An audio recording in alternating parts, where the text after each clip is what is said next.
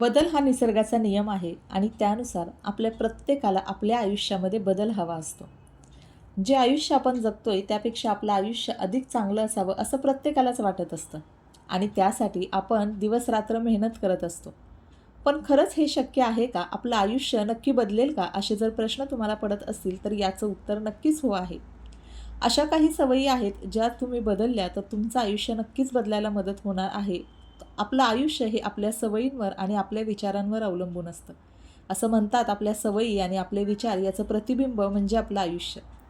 खरंच अशा काही सवयी आहेत ज्या तुम्ही बदलल्या तर नक्कीच तुमचं आयुष्य बदलायला सुरुवात होणार आहे आणि ज्या आयुष्याची तुम्ही स्वप्न बघितलेली आहेत ती सत्यात सुद्धा उतरायला लागणार आहेत. नमस्कार. आजच्या व्हिडिओमध्ये तुम्हा सगळ्यांचं अगदी मनापासून स्वागत आहे. चला तर मग याच विषयावर आज आपण बोलणार आहोत. अशा कोणत्या सवयी आहेत ज्या बदलल्यामुळे माझं आयुष्य पूर्णपणे बदलणार आहे. चला तर मग आपली पहिली सवय आहे ती म्हणजे आपल्या शरीराची योग्य ती काळजी घेणं. कारण "सिर सलामत तो पगडी 50,000" उगाच म्हणत नाहीत. तुमचं शरीर व्यवस्थित असणं गरजेचं आहे आणि मग बघा तुमच्या आयुष्याची गाडी कशी फास्ट पळतीये ते. सकाळी सकाळी पहाटे लवकर उठण्याचा प्रयत्न करा. उगवता सूर्यप्रकाश बघा. सकाळच्या कोवळ्या उन्हात फिरा. जर तुम्हाला शक्य असेल ना तर बागेमध्ये एखादा फेरफटका मारा. झाडांच्या सानिध्यात रमा. पक्ष्यांचा आवाज ऐका. फुलांचा सुगंध घ्या. या सगळ्या छोट्या छोट्या गोष्टी केल्यानंतर ना आपल्या मनाला आतून आनंद निर्माण होतो. आपल्यामध्ये सकारात्मकता येते आणि हळूहळू आपल्या आयुष्यामध्ये ही सकारात्मकता पॉझिटिव्हिटी यायला सुरुवात होते. आता आपल्या शरीराची योग्य काळजी घ्यायची म्हणजे काय? सगळ्यात पहिलं म्हणजे आपल्या आयुष्यामध्ये शिस्त असणं गरजेचं आहे. नियमितपणे ठराविक वेळी उठणं, आपल्या शरीराच्या गरजेप्रमाणे व्यायाम करणं, नियमितपणे योग्य असा आहार घेणं, आपल्या शरीराला जितकी आवश्यक आहे 7 ते 8 तास इतकी झोप घेणं आणि ठराविक वेळी अगदी अंग झटकून आळस न करता भरपूर काम करणं. सगळ्या गोष्टी केल्यामुळे तुम्हाला अगदी तुमचे पैसे खर्च करून तुमचं शरीर तंदुरुस्त ठेवण्यासाठी जिममध्ये जाण्याची सुद्धा गरज नाही. अगदी घरच्या घरी तुमच्या मनाला आनंद देत घरची कामं करत करत तुम्ही तुमच्या शरीराची योग्य ती काळजी घेऊ शकता. आणि ही सवय बघा तुमच्या आयुष्याला एका वेगळ्या वळणावरून सकारात्मकतेकडे घेऊन जाईल. चला आता आपली दुसरी सवय म्हणजे आपल्या आवडी-निवडी, आपले छंद जोपासा. प्रत्येकीला कशाची ना कशाची आवड असतेच, कशाचा ना कशाचा छंद असतो. ती आवड जोपासण्याचा प्रयत्न करा. कदाचित तुमची हीच आवड काही दिवसानंतर तुमचं करिअरसुद्धा बनून जाईल. जसं की मलासुद्धा सुरुवातीला फोटोग्राफी, व्हिडिओज याच्यामध्ये खूप इंटरेस्ट होता. सुरुवात मी माझ्या स्वतःसाठी केली आणि कालांतराने माझी हीच आवड सध्या माझं करिअर बनलेली आहे. छोटंसं का असेना आपलं स्वतःचं एक करिअर असावं. याच पद्धतीनं तुम्हाला जी काही आवड असेल, तुम्हाला रांगोळी काढायला आवडत असेल, तुम्हाला कुकिंग आवडत असेल, शिलाईकाम आवडत असेल, तुम्हाला बागकाम करायला आवडत असेल, अशा प्रचंड गोष्टी आहेत ज्याच्यामध्ये आपल्याला आवड असते. तर ती गोष्ट जोपासण्याचा प्रयत्न करा. हळूहळू ती आवड तुम्ही जोपासायला लागाल तर तुमच्यामध्ये परफेक्शन यायला लागेल आणि एकदा का परफेक्शन आलं की तुम्ही तुमच्या आवडीचं रूपांतर तुमच्या करिअरमध्ये करू शकाल. जसं आपण आपली आवड जोपासायला लागतो ना, तसं आपल्या मनामध्ये सकारात्मक विचार तर येतातच, आपला वेळसुद्धा गुंतून राहतो. रिकामे किंवा नको असलेले विचार आपल्या मनामध्ये येत नाहीत आणि त्याच्याचमुळे ना आपल्या आयुष्यामध्ये खूप भरभराट यायला सुरुवात होते, पॉझिटिव्हिटी आणि प्रॉस्पेरिटी यायला सुरुवात होते. पुढची महत्त्वाची गोष्ट म्हणजे येणाऱ्या प्रत्येक परिस्थितीशी 2 हात करण्याची तयारी ठेवा. आपल्या आयुष्यामध्ये प्रत्येक क्षणी काय घडेल हे कोणालाही माहिती नसतं. त्याच्यामुळे कुठलाही क्षण असो, तो आनंदाचा असेल किंवा दुःखाचा असेल. आनंदाचा क्षण असेल तर आपण सगळे खुश असतो, आनंदात असतो आणि हा क्षण संपूच नये असं आपल्याला वाटतं. पण जर तो क्षण दुःखाचा असेल, चिंता आणि काळजी करणारा असेल, तर त्या क्षणामध्ये आपल्याला काय करावं, काय नको हे सुचत नाही. पण अशावेळी स्वतःवर संयम ठेवा, शांत राहा आणि आहे ती परिस्थिती योग्यपणे हाताळण्याचा प्रयत्न करा. कुठलीही परिस्थिती असो, आपण जेव्हा त्या परिस्थितीला सामोरे जातो, त्याच्यातून आपल्याला काही ना काहीतरी नक्कीच मिळतं. जेव्हा आपल्यावर एखादं संकट येतं, पण त्या संकटाच्या पाठीमागं एखादी संधीसुद्धा दडलेली असू शकते आणि त्यामुळं येणाऱ्या प्रत्येक परिस्थितीमध्ये मग ते सुख असो किंवा दुःख असो, रागात न येता फक्त लढायला शिकायचं. आणि ही सवय ना बघा, काही दिवसातच तुम्हाला तुमच्या आयुष्यामध्ये खूप मोठा व्यक्ती बनवेल. चला आता आपली पुढची गोष्ट म्हणजे व्यवस्थितपणा असणे किंवा यालाच इंग्रजीमध्ये आपण म्हणतो ऑर्गनाइज्ड असणं. जर तुम्ही वर्किंग लेडी असाल तर तुम्हाला घर आणि ऑफिस या दोन्ही गोष्टी सांभाळाव्या लागतात आणि यावेळी ही सवय तुम्हाला खूप जास्त फायदेशीर ठरेल. किंवा जरी तुम्ही गृहिणी असाल किंवा कॉलेजला जाणारी एखादी विद्यार्थिनी असाल तुम्हालासुद्धा ही सवय खूप महत्त्वाची ठरणार आहे. ऑर्गनाइज्ड असणं म्हणजे प्रत्येक घेतलेली वस्तू जागच्या जागी ठेवणं आणि प्रत्येक वापरलेली वस्तू जेव्हा आपण पुन्हा त्याच जागी बरोबर ठेवतो, तेव्हा अगदी कुठल्याही क्षणी आपल्याला कुणीही ती वस्तू मागितली तर अगदी आपण डोळे झाकूनसुद्धा ती वस्तू देऊ शकतो. अशामुळे आपल्या कार्यक्षमतेत वाढ होते आणि आपल्या आयुष्यामध्ये सुलभतासुद्धा येते. आणि आपली ही व्यवस्थित असणं, व्यवस्थितपणा अंगी असणं किंवा ऑर्गनाइज्ड असणं ही सवय फक्त आपल्यापुरतीच नाही, तर आपलं बघून आपल्या मुलांनासुद्धा ही सवय लागते आणि त्यांनासुद्धा स्वतःमध्ये व्यवस्थितपणा येतो. ऑर्गनाइज्ड प्रत्येक गोष्टीमध्ये ते सुद्धा होऊ शकतात. जी आपली सवय आहे ती म्हणजे व्यवस्थित ऐकायला शिका. आता ही सवय ना सगळ्यांसाठी खूप महत्त्वाची आहे.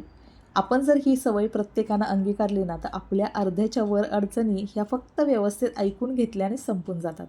बऱ्याचदा आपण काय होतं, आपणच बोलत राहतो, समोरच्याला बोलण्याची संधीच देत नाही आणि त्याच्यामुळे त्याला काय म्हणायचं आहे, त्याला काय सांगायचं आहे, त्याने आपल्याशी असं का वागला, त्यानं असं का केलं, या सगळ्या गोष्टी आपण समोरच्याच्या ऐकून न घेता आपल्याच मनानं आपण ठरवून जातो आणि त्याच्या परिस्थिती मागे त्याच्या अशा वागण्याच्या मागचं कारण समजून न घेता आपण आपल्या मनामध्ये एक ग्रह करून घेतलेला असतो आणि याच्यामुळे त्या व्यक्तीबद्दल आणि आपल्याबद्दल आपल्या नात्यांमध्ये दरी यायला सुरुवात होते, गैरसमज निर्माण होतात आणि याच्यामुळे आपलं नातंसुद्धा संपुष्टात येतं.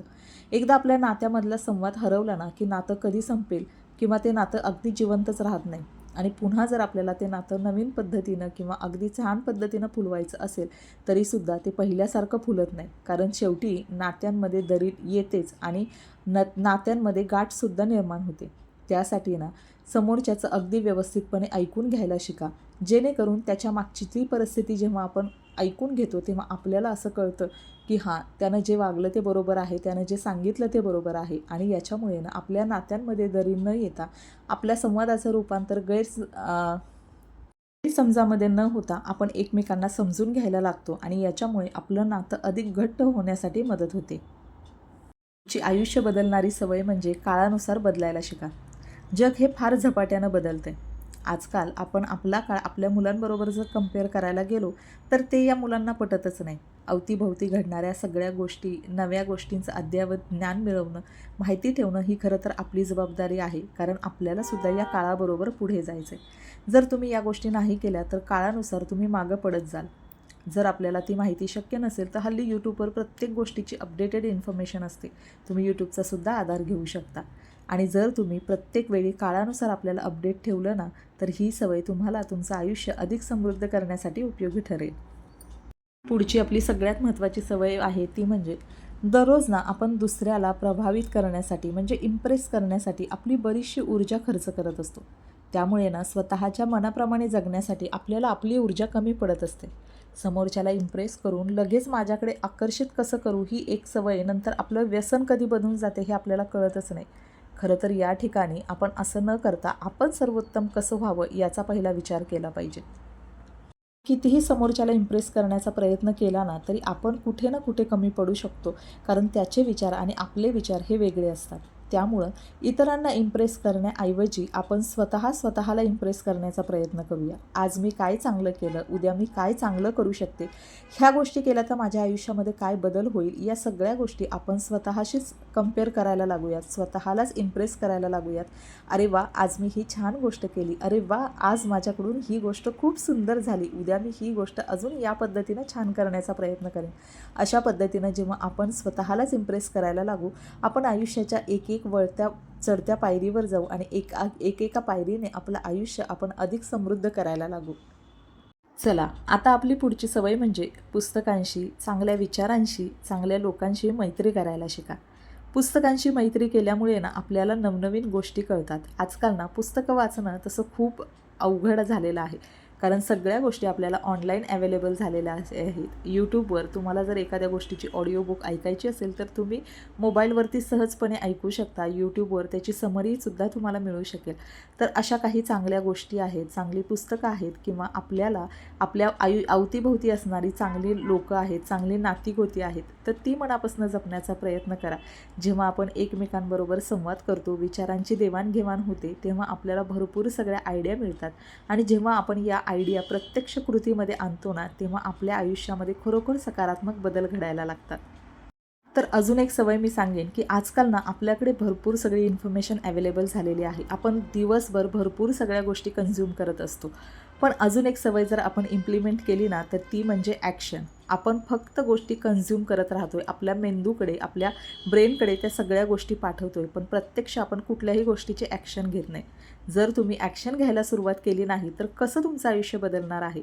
त्यासाठी ही सवय सगळ्यात अगोदर तुम्ही लावून घ्या. ज्या पद्धतीनं आपण आपल्या शरीराची काळजी घेतो, त्याच पद्धतीनं ना ज्या गोष्टी आपल्याला गरजेच्या आहेत, ज्या गोष्टी आपलं आयुष्य बदलणाऱ्या आहेत, या गोष्टी आपल्याला समजलेल्या आहेत, तर त्या फक्त मनामध्ये किंवा आपल्या डोक्यामध्ये न ठेवता प्रत्यक्ष आपण त्याची कृती करायला सुरू करूया. जेव्हा आपण त्या गोष्टी प्रत्यक्ष कृतीत आणतो आणि त्यानुसारच आपल्याला अजून काय काय बदल करायचे आहेत किंवा अजून आपण याच्यामध्ये काय चांगलं करू शकतो हे कळायला लागतं.